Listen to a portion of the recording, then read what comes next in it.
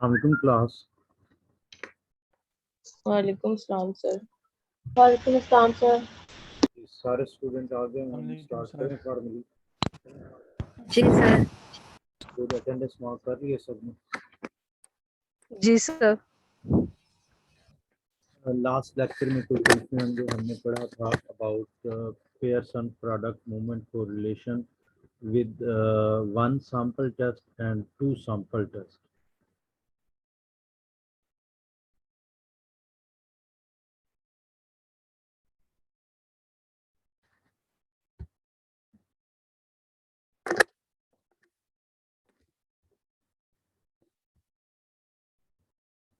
कोई कंफ्यूजन नहीं है, हम आगे चलें। आज हम देखते हैं सर जी जी सर जो टू सैंपल है ना, उसकी डिस्क्रिप्शन में इशू आ रहा है क्योंकि वो पहले किया नहीं हुआ, तो मतलब उसकी आइडिया नहीं है कि वो मेल मतलब जिस तरह से जेंडर का किया तो मेल और फीमेल को करते हुए मतलब किस तरह से उसको डिस्क्राइब किस तरह से करना है। ठीक है बेटा, मैं उसका सैंपल टेबल आपके साथ शेयर कर दूंगा। ठीक है, ओके सर। तो और उसका आपको डिस्क्रिप्शन इस तरह लिखनी है कि अगर मतलब मेल और फीमेल पे सेम डायरेक्शन ऑफ रिलेशनशिप है और दोनों सिग्निफिकेंट हैं, तो आप लिख सकते हैं लेट्स सपोज, जैसे मैंने आपको शायद बताया क्लास में, self esteem and loneliness is likely to have positive relationship और negative relationship. self-esteem have positive relationship with loneliness on male and female sample या on graduate and undergraduate sample। अगर different हो तो आप उसको लिखेंगे self esteem was positively significantly correlated with loneliness on graduate sample and where negatively correlated uh, uh, with undergraduate sample। तो इस तरह इसको डिफरेंशिएट करके लिखा जाता है। तो वही जैसे हम सिंपल पेयरसन प्रोडक्ट मूवमेंट को रिलेशन में लिखते हैं, significant positive, significant negative, then non significant. इसी तरह जिनके सेम डायरेक्शन होंगे रिलेशनशिप के और सिग्निफिकेंट होंगे उनको हम लिखेंगे, तो फिर हम लिखेंगे जिनके डिफरेंट डायरेक्शन होंगे ऑन डिफरेंट सैंपल, यानी कि एक सैंपल पे हो रहे हैं दूसरे सैंपल पे हो रहे हैं, तो उनको फिर हम मेंशन करेंगे। मैं इसका आपको सैंपल टेबल शेयर कर दूंगा। यहाँ तक कोई इसके अलावा कोई कंफ्यूजन?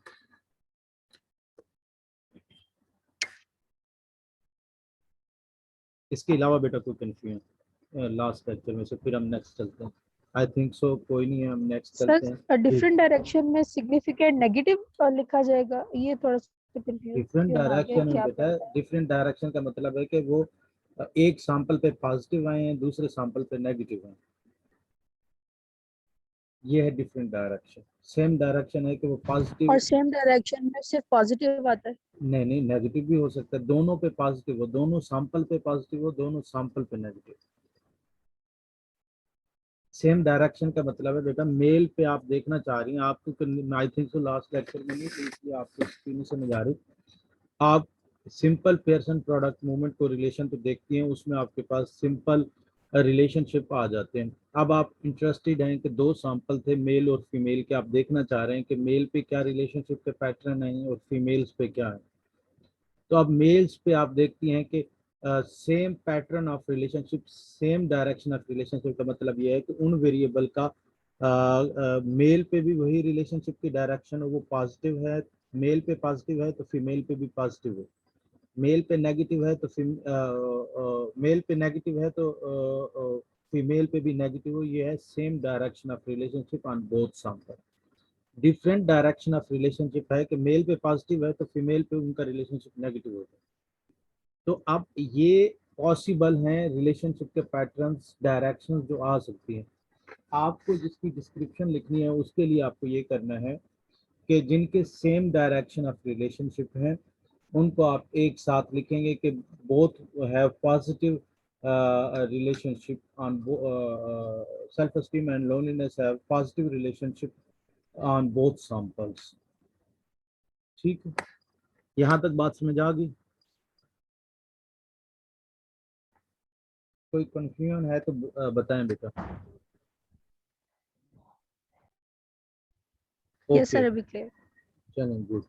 हम नेक्स्ट जो है ना, आज का हमारा जो टॉपिक है उसमें ट्रांसफॉर्म डमी कोडिंग है कि हम डमी कोडिंग कैसे करते हैं, और उसको हम रिलेशनशिप में, मैंने पहले बताया हुआ है वैसे आप लोगों को, और डेमोग्राफिक वेरिएबल का पेयरसन प्रोडक्ट मूवमेंट को रिलेशन में जब हमारे पास दो कैटेगरीज हों तो हम उनको उसको जो है ना सिंपली जो है ना वो जो है ना डिस्क्राइब कर सकते हैं, एक्सप्लेन कर सकते हैं। लेकिन जब दो से ज़्यादा हमारे पास कैटेगोरिकल वेरिएबल की कैटेगरीज हों तो फिर हम उसे कंटिन्यूस वेरिएबल के साथ जो रिलेशनशिप आता है उसको हम डिस्क्राइब नहीं कर सकते, एक्सप्लेन नहीं कर सकते। उसकी वजह भी मैंने आपको बताई थी कि सम टाइम ऐसे होता है कि वो उनमें से एक कैटेगरी को उड़ा देता है ऑटोमेटिकली। तो अब तीन कैटेगरीज पे रिलेशनशिप असेस करना, इनफैक्ट ये आप जो है ना अपने उसके साथ, सेटअप के साथ या सिस्टम के अगेंस्ट कर देते हैं। इसलिए आपको सेटअप और सिस्टम में रहने के लिए आपको वो वेरिएबल जिनकी दो से ज्यादा कैटेगरीज हैं उनको डमी कोडिंग करनी पड़ती है।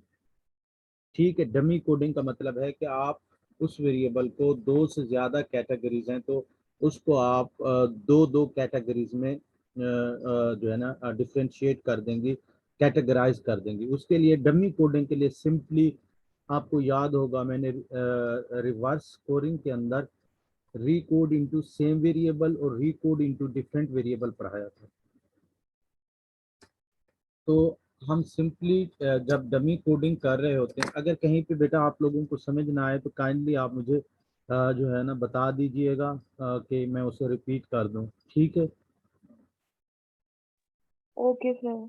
जी सर।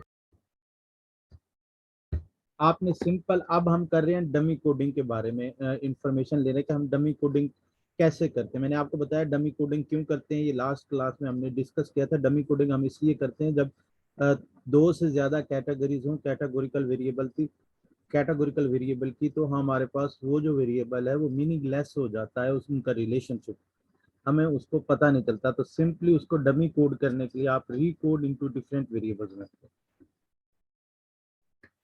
ठीक है, री कोड इनटू डिफरेंट वेरिएबल्स।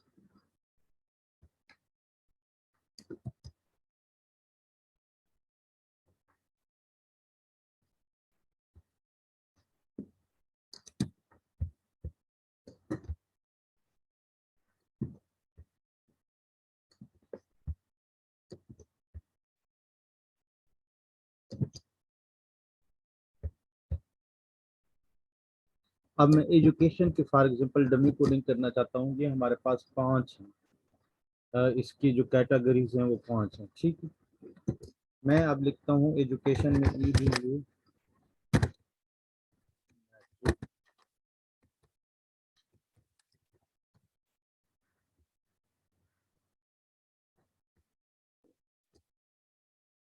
अब मैं उसके बाद क्लिक करूंगा ओल्ड एंड न्यू वैल्यूज पे।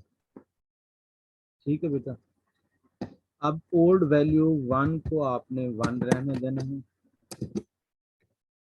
इसे आपने सिंपली ऐड अप कर देना है, और उसके बाद आपने ऑल अदर वैल्यूज, फिर क्लिक करना है ऑल अदर वैल्यूज, उसको आपने 0 असाइन करना और इसे आपने ऐड कर देना। सिंपल, मैंने आप लोगों को बताया कि हम ट्रांसफॉर्म में आएंगे, ट्रांसफॉर्म में आने के बाद रिकोड इनटू डिफरेंट वेरिएबल करेंगे, रिकोड इनटू डिफरेंट वेरिएबल करने के बाद वो आपको नेम देगा, नेम आपने चेंज कर देना है। मेरी पहली कैटेगरी जो एजुकेशन में थी वो मैट्रिक थी, तो अब मैं ये बना रहा हूँ कैटेगरी एक डमी कोडिंग के जरिए, matric and remaining levels of degree, matric 1, remaining levels of degree 0। ठीक है, तो अब ये मेरे पास दो कैटेगरीज हो जाएंगे। तो इनको सिंपल मैं यहाँ पे आया हूँ तो ओल्ड वैल्यू में 1 था, न्यू वैल्यू भी 1, और ऑल अदर वेरिएबल्स को वैल्यूज को मैंने 0 असाइन किया, कंटिन्यू। अब मैं इसे ओके कर दूंगा।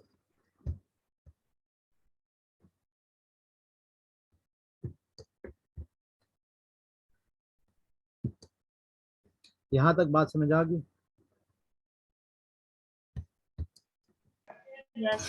Yes sir. गुड।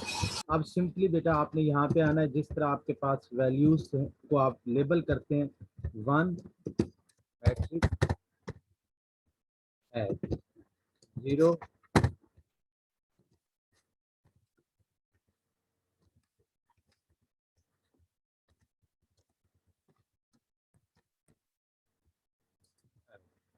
सिंपल आपके पास ये आ गया, 0 other levels of education, 1 matriculation. Okay, तो ये आपके पास एक डमी कोडिंग बन गई। अब अगर आप एजुकेशन में देखें तो आपके पास 5 कोडिंग कैटेगरीज हैं, सॉरी ये 5 कैटेगरीज हैं आपके पास, ये एजुकेशन जी। ये देखें आपके पास 5 कैटेगरीज है। मैट्रिक आपके पास आ गया। अब इसी तरह आपने इंटरमीडिएट का करना है, बैचलर का करना है, मास्टर का करना है और पीएचडी का। अभी हम दोबारा देखते हैं कि दोबारा हम डमी कोडिंग किस तरह करेंगे। दोबारा सिंपल आपने आना है, Recode into different variable, education इसको आपने रीसेट कर देना है। रीसेट करने के बाद एजुकेशन हो गया। अब एजुकेशन को आपने कर देना है सिंपल इंटर, ठीक है, ये चेंज कर देना है ओल्ड एंड न्यू वैल्यू। अब इंटर की जो वैल्यू है वो 2 है, तो इसको हम 1 असाइन कर देंगे। ओल्ड वैल्यू 2 है, न्यू वैल्यू 1। मैट्रिक की क्योंकि ओल्ड वैल्यू 1 थी इसलिए 1, ओल्ड वैल्यू भी 1, न्यू वैल्यू भी 1। अब इंटर की ओल्ड वैल्यू 2 है, उसको हमने 1 असाइन करके ऐड कर दिया। All other values 0। ये साथ साथ आप भी कोई अपने वेरिएबल के साथ प्रैक्टिस करते रहें। ऐड कंटिन्यू, ओके, ठीक है, सिंपल। फिर आपने वापस आना है, उसी तरह इसको वैल्यू असाइन करनी है 1, इंटर, ऐड 2 अदर लेवल,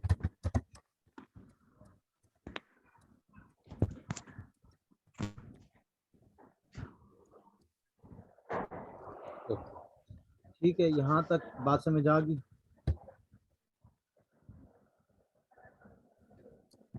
यहाँ तक बेटा किसी को कोई कंफ्यूजन है? जी सर, समझ आ गया।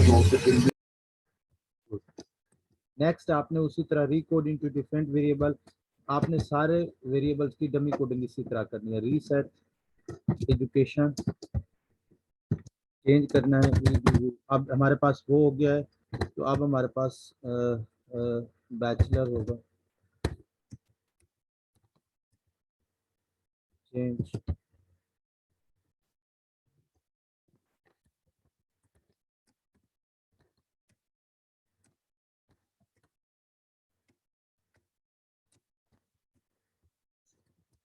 Change old and new value. अब हमारे पास बैचलर को 3 जो वैल्यू है बैचलर की वो 3 है, ठीक है। ये सिंपल हमें कहाँ से पता चलता है, उसी जगह से आप जाके वैल्यू देख लिया करें उसकी सिंपल। ये देखें बैचलर आपके पास 3 है, ठीक है। तो अब इसको हम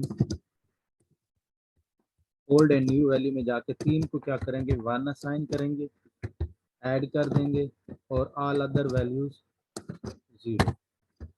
ऐड कंटिन्यू, ओके,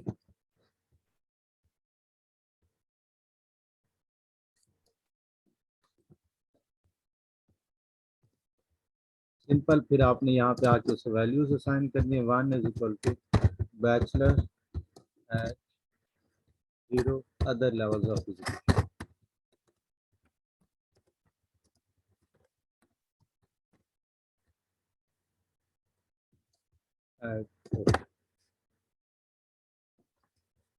नेक्स्ट। फिर हम इसी तरह रीसेट करेंगे एजुकेशन,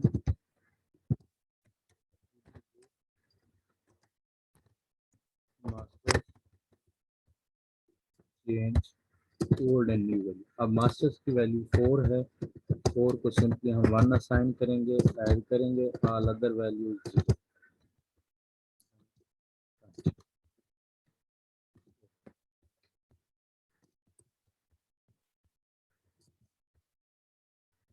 यहाँ पे फिर हम वैल्यूज असाइन करेंगे,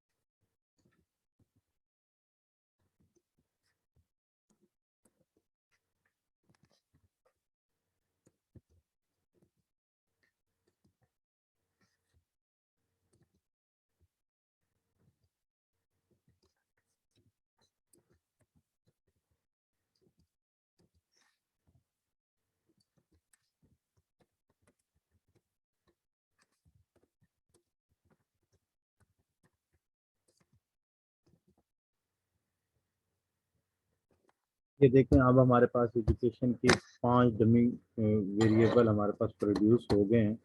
तो अब ये देखें ये हर वेरिएबल 2 कैटेगरीज के साथ है। हम इसी तरह कभी भी कंटिन्यूस वेरिएबल को पैरामीट्रिक टेस्ट में जब भी कोरिलेशन या रिग्रेशन में इंक्लूड करेंगे और उसकी 2 से ज़्यादा कैटेगरीज होंगी तो उसको हम इस तरह डमी कोडिंग असाइन करें। ठीक है, यहाँ तक बात समझ आ गई? कोई कन्फ्यूजन यहाँ तक?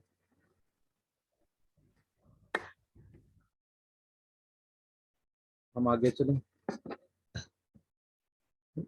नेक्स्ट हमारे पास यस सर, क्लियर। ओके जी। अच्छा, जब आपको इस तरह का काइंडली स्पीकर ऑन ना भी करना पड़े तो आप सब ने ओके का चैट में जो है ना रिस्पांस कर देना है। ये ना हो कि आप लोग जो है ना मुतवज्जे ना हो। ठीक है, तो ये सबको काइंडली हर एनालिसिस के बाद ओके के समझ आ रही है कि नहीं आ रही। सिंपल। अब हमारे पास ये है जो हमने किया डमी कोडिंग। अब नेक्स्ट हम देखते हैं एक तो हमने पढ़ा है पियरसन प्रोडक्ट मूवमेंट कोरिलेशन, दूसरा हमारे पास है पार्शियल कोरिलेशन। तो हम पार्शियल कोरिलेशन कैसे करते हैं? सम टाइम हमें कोरिलेशन में ये होता है कि हम किसी भी वेरिएबल को 2 वेरिएबल में रिलेशनशिप देख रहे हैं और हम ये देखना चाहते हैं कि इसमें हमारे पास जो तीसरा वेरिएबल है उसको हम कंट्रोल कर लें। जो हमारे पास तीसरा वेरिएबल है उसको हम कंट्रोल कर लें।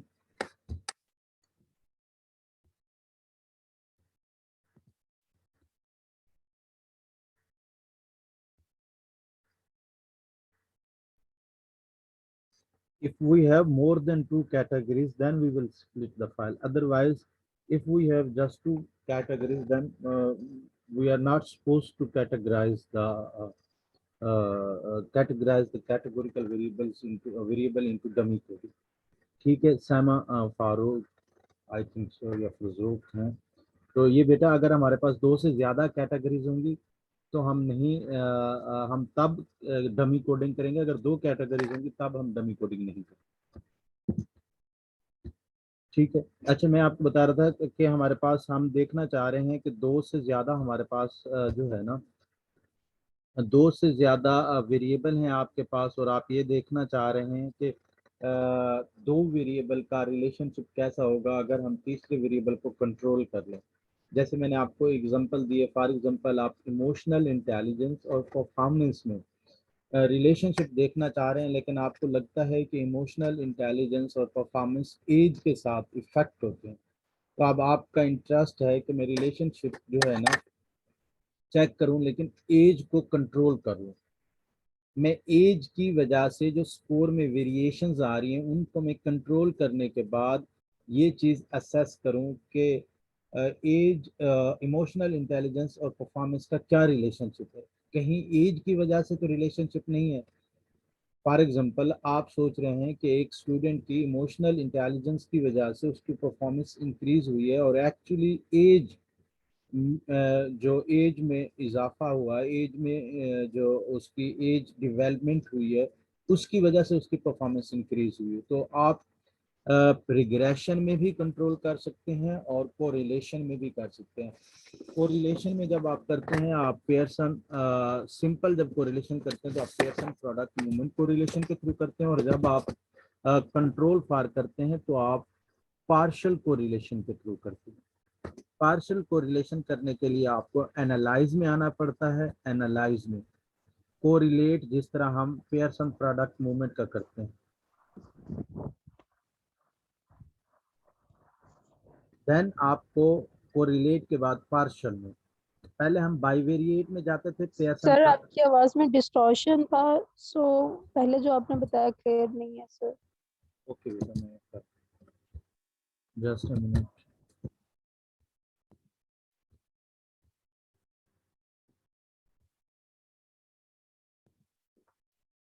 अब आवाज सबको क्लियर आ रही है? काइंडली मुझे एक टेक्स्ट कर दें अगर किसी को साउंड क्लियर नहीं आ रही। ये सर अब सही आ रही है, पहले डिस्टॉर्टेड थी।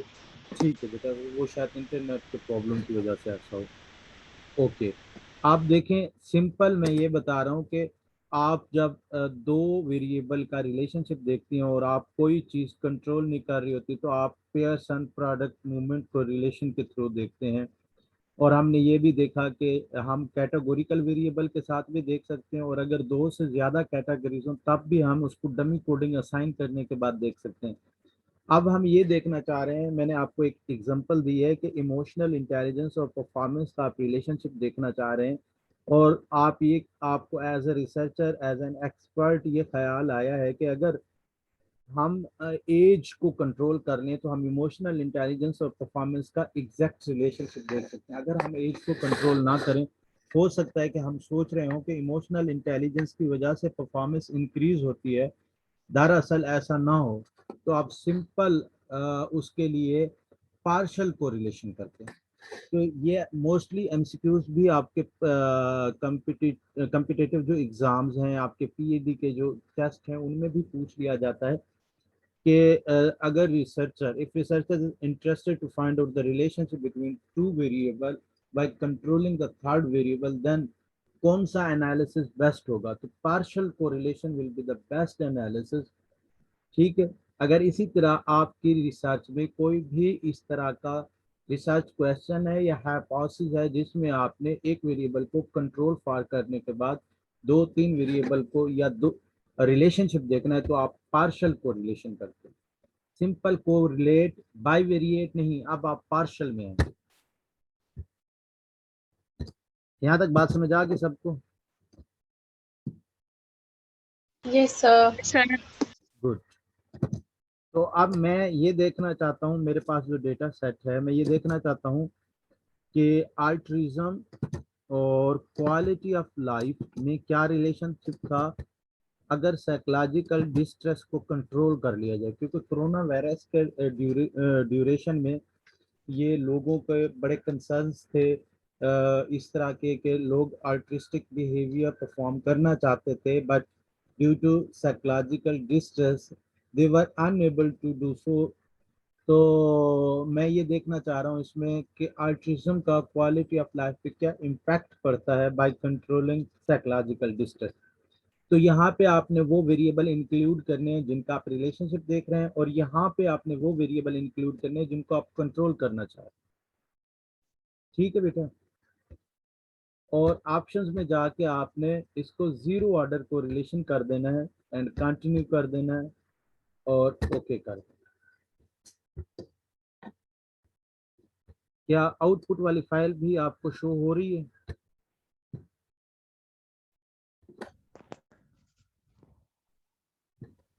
No sir. आउटपुट वाली फाइल शो नहीं नो हो सर। रही? ओके।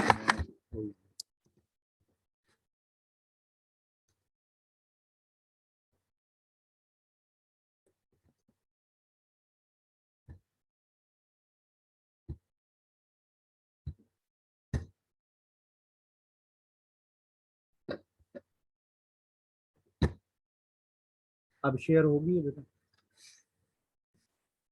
जी सर। गुड। अच्छा, यहाँ पे देखें, आप अगर ये आउटपुट में यहाँ पे नन है और यहाँ पे साइकोलॉजिकल डिस्ट्रेस है। ऑटिज्म का क्वालिटी ऑफ लाइफ के साथ -0.36 है, तो -0.37 excuse me sir, again distortion आ रहा है। नेटवर्क प्रॉब्लम शायद ऐसा हो रहा है कि अब कुछ बेहतर है, या मैं नेटवर्क कनेक्शन चेंज करूं अपना? सर आपकी आवाज नहीं आ रही। Just wait a second.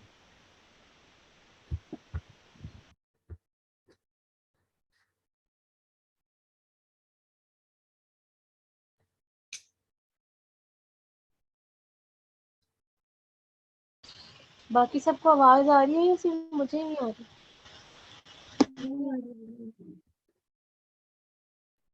कोई नहीं आ रही सर की आवाज में, उधर से कोई नेटवर्क जी इशू है बेटा, और अब आवाज डिस्टॉर्शन आ रहा अब आवाज कुछ क्लियर हुई है? जी सर, अब क्लियर है है। सर। क्या क्लियर है? चलो ठीक है, मैंने नेटवर्क कन्वर्ट किया है, ठीक है बेटा। अच्छा, यहाँ तक आउटपुट सबको शो हो गई है? जी सर। गुड। अब यहाँ पे देखें, आप अपने आउटपुट पे आप भी साथ एनालिसिस अगर रन कर रहे हैं तो ये देखें अपनी आउटपुट पे यहाँ पे नन है, ठीक है। नन का मतलब है ये जो आउटपुट है यहाँ तक ये without controlling the control variable है। ये इससे ऊपर तक जो है ये सारा पोर्शन रिलेशनशिप का है without controlling the psychological distress. और ये जो नीचे इसके नीचे यहाँ तक वाला पोर्शन है इसमें आपके पास वेरिएबल को कंट्रोल करने के बाद जो रिलेशनशिप आया वो। तो यहाँ पे आपने देखना है मैंने जैसे आपको बताया कि we were interested to find out the relationship between autism and quality of life.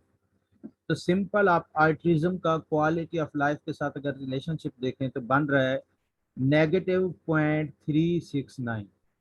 तो ये बनेगा -0.37, ठीक है। अब आप यहाँ पे कंट्रोल करने के बाद देखें अल्ट्रिज्म और क्वालिटी ऑफ लाइफ का रिलेशनशिप -0.33। तो इसका मतलब है साइकोलॉजिकल डिस्ट्रेस को कंट्रोल करने के बाद जो अल्ट्रिज्म और क्वालिटी ऑफ लाइफ का रिलेशनशिप है वो डिक्रीज हुआ है। इसका मतलब ये है कि साइकोलॉजिकल डिस्ट्रेस कंट्रीब्यूट कर रहा था, इम्पैक्ट कर रहा था अल्ट्रिज्म और क्वालिटी ऑफ लाइफ के रिलेशनशिप को, क्योंकि इसकी साइकोलॉजिकल डिस्ट्रेस को कंट्रोल करने के बाद इनका ओरिजिनल रिलेशनशिप -0.33 है। यहाँ तक कुछ आपको बात समझ आई है? सर ये लास्ट वाला तो क्लियर है, लेकिन आपने ये स्टार्ट पे पार्शियल कोरिलेशन रन कैसे किया है, प्लीज इसे एक बार रिपीट कर दें। जी बेटा सिंपल आप ऐसा करें कि आप इस पे जाएं, एनालाइज में जाएं। एनालाइज में जाके कोरिलेट में पार्शियल कोरिलेशन, पार्शियल है, बाईवेरिएट है, पार्शियल है, आपने पार्शियल पे क्लिक करना है।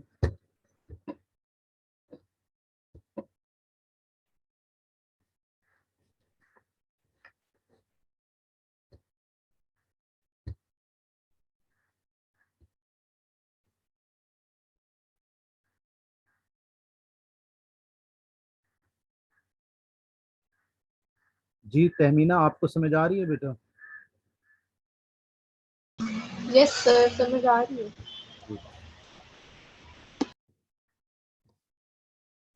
अरवा बेटा आपको भी समझ आ रही है?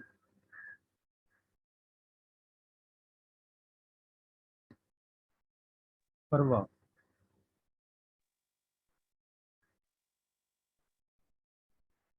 हमारा इकराम बेटा आपको भी समझ आ रही है?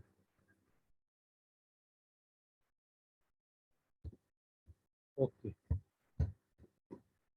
अच्छा हमारा ये सेशन 2-3 मिनट में वाइंड अप हो जाएगा, हम नेक्स्ट सेशन में फिर मिलते हैं।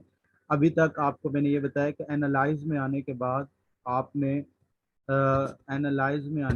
आपने कोरिलेट में पार्शल, पार्शल में आपने जिन वेरिएबल का रिलेशनशिप देखना है उनको आपने इस डायलॉग बॉक्स में इंक्लूड करना है, और जिस वेरिएबल को आपने कंट्रोल करना है उसको इस डायलॉग बॉक्स में आपने एंटर करना है। उसके बाद आपने ऑप्शन में जाके जीरो ऑर्डर को रिलेशन को क्लिक कर देना है और आपने ओके कर देना है। ओके करने के बाद आपके पास ये आउटपुट आ जाएगी। इस आउटपुट में यहाँ पे नन का ऑप्शन है, तो इसका मतलब है कि ये अल्ट्रिज्म और क्वालिटी ऑफ लाइफ का relationship without controlling the psychological distress है। और यहाँ पे जो साइकोलॉजिकल डिस्ट्रेस दिया गया है इसका मतलब है ऑटिज्म और क्वालिटी ऑफ लाइफ का relationship by controlling psychological distress. तो अब आपने 2-3 चीज़ें होती हैं जो देखनी पड़ती हैं यहाँ पे। एक कि आपका इसका आने से, कंट्रोल करने से आपके रिलेशनशिप में कोई स्ट्रेंथन या वीकेंस हुआ है। कंट्रोल करने से आपका रिलेशनशिप पहले नॉन सिग्निफिकेंट था, अब कुछ सिग्निफिकेंट की तरफ कन्वर्ट हुआ है। तो ये चीज़ें आपको देखनी होती हैं। तो अगर हम इसमें देखें तो हम देख सकते हैं कि साइकोलॉजिकल डिस्ट्रेस को कंट्रोल करने के बाद हमारे पास वैल्यूज जो रिलेशनशिप की है वो डिक्रीज होगी। जी सर। होप सो आप लोगों को अंदाजा हो गया होगा। हम नेक्स्ट में इसी को थोड़ा सा कंटिन्यू करने के बाद हम नेक्स्ट अपने एनालिसिस की तरफ चलेंगे। मेरे ख्याल में हमारा पहला सेशन कंप्लीट हो गया है।